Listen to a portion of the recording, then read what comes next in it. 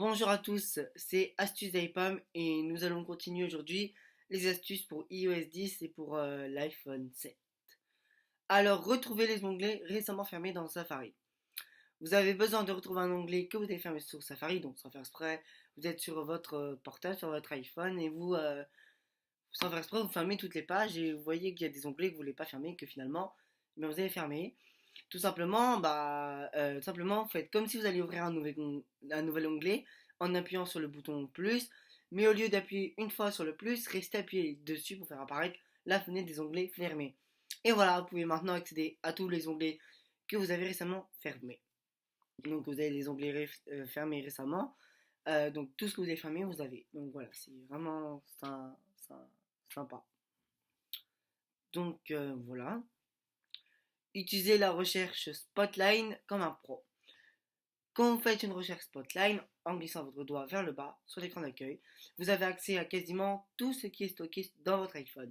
Vos contacts qui peuvent être recherchés par nom ou numéro, les applications, les messages, les événements du calendrier, les chansons, les vidéos et bien plus encore. Vous pouvez personnaliser l'endroit où se fait la recherche en allant dans Réglages, puis Général, puis Recherche et Spotlight.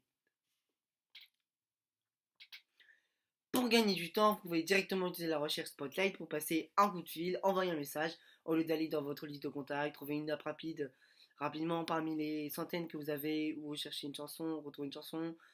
Vous pouvez rechercher par titre, artiste ou album, au lieu d'essayer de la retrouver dans toutes vos playlists. Voilà. Supprimez le dernier chiffre sur la calculette au lieu de tout effacer. Alors ça, je vous l'avais déjà dit dans une des anciennes vidéos, donc regardez les anciennes vidéos, je vous invite à faire ça, pour regarder les anciennes vidéos. Donc je vous avais fait ça aussi.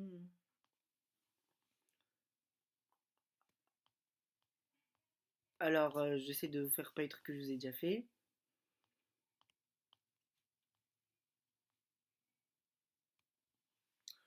Remontez en haut de l'écran en un éclair. Quand vous êtes tout en bas d'une page, touchez le haut de l'écran pour n'importe quelle application pour remonter tout en haut en un éclair.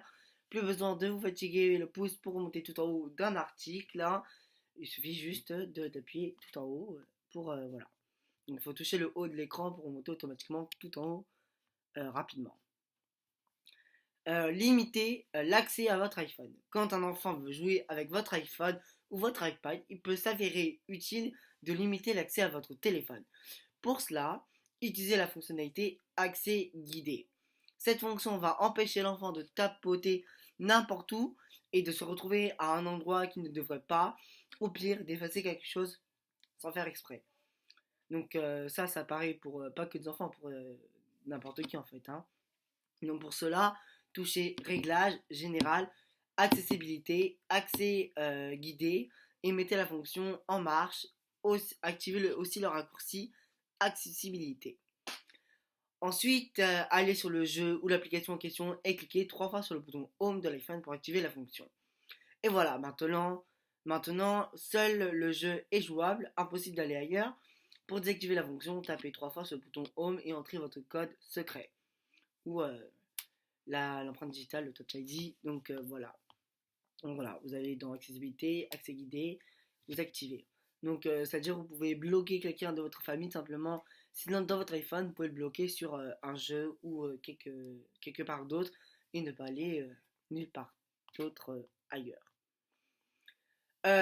Donc tout simplement, c'est une astuce, la dernière, hein, voilà, c'est une astuce très connue, mais je ne sais pas si vous la connaissez, donc c'est recharger l'iPhone 2 fois plus vite avec le mode avion. Si vous mettez votre téléphone sur le mode avion, il va se charger 2 fois plus vite. Essayez cette astuce quand vous voyagez, ça fait vraiment gagner du temps. Sachez que vous pouvez aussi charger l'iPhone plus rapidement en utilisant le chargeur de l'iPad. Voilà, c'est vraiment une très bonne astuce. Donc voilà, c'est fini pour ces astuces de l'iOS 10 et de l'iPhone 7.